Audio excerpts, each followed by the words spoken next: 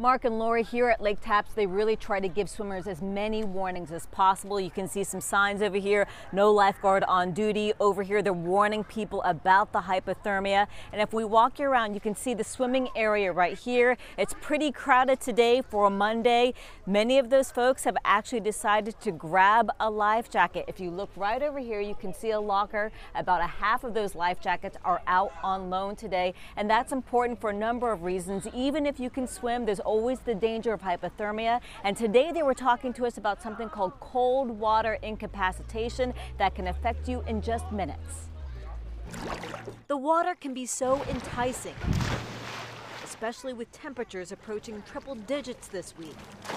Swimmers could be tempted to throw caution to the wind. 14-year-old Jonas Buddha swims in Lake Tapps throughout the summer. It's pretty cold. Your body normally gets used to it. But to some bodies, it can be such a shock. They call it cold water incapacitation. That can happen in as little as 10 minutes, as opposed to hypothermia taking hours. Today, East Pierce Fire and Rescue took us out to the swimming area at Allen York Park, where Lake Tapps claimed its latest victim. A 22-year-old man disappeared swimming out to the orange buoys just 40 yards from shore.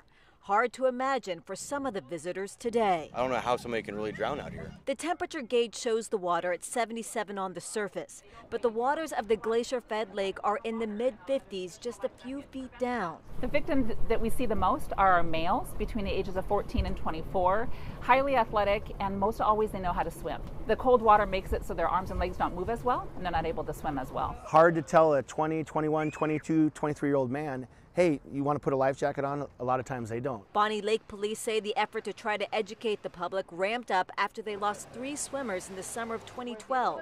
One of them, Quentin Boggin, a Bonney Lake High School student.